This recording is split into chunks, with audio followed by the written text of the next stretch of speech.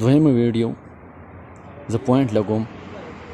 نو سیټ اپ طریقه خو هغه ده کوم چې ما تاسو ته ښودل وه. مثال زما سره سیټ اپ څه شی دی، ما سره پوینټ هر څه شته. نو زه به لاړ شم ریسیکشن ته، سیټ اپ بعدین د هغې نه ریسیکشن ته.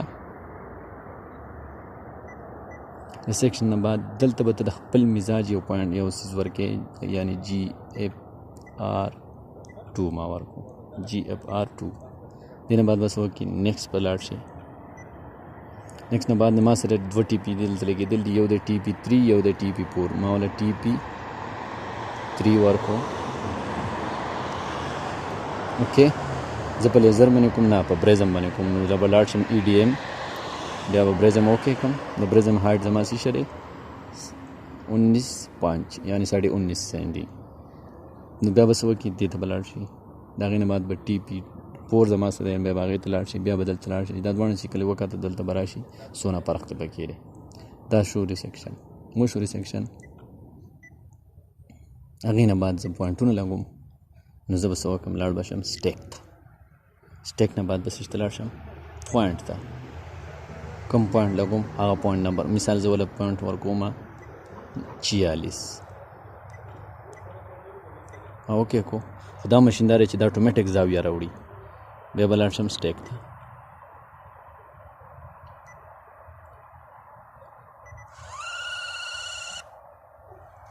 اوکې زه کار پسې شو کوم په لیزر باندې کوم. زه څه به وکړم لاړ به شم ای ډي ایم، بیا به لاړ شم لیزر ته. دا د پوینټ لګولو طریقه شوه. دې نه ګورئ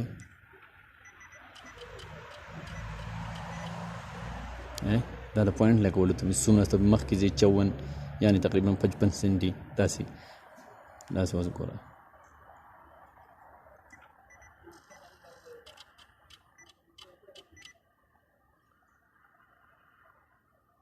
نه اوس ګوره زه روبرو دې خوا راوړم مشین.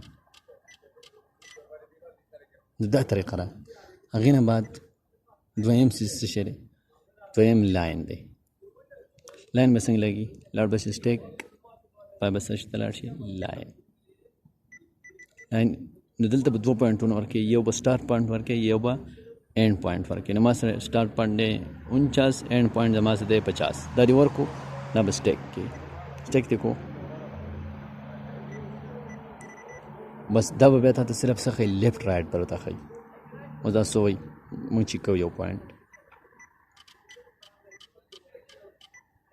دا وایي لیفټ 6 میټر 44 سنټي 2 ملي لیفټ ته لاړ شه. مثال به طور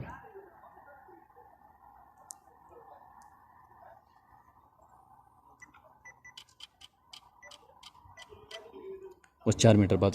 خو دا یو خبر یاد ساتئ چې په لاین کې لکه وروستو مخکې نه وي، په دې کې صرف څه وي، په دې کې لیفټ رایټ وي. لیفټ یعنې ښی ګز وروستو مخکې مشین ته راتلل یا مشین نه وروستو تلل، دا سیسټم په لاین کې نه وي، دې مشین کې.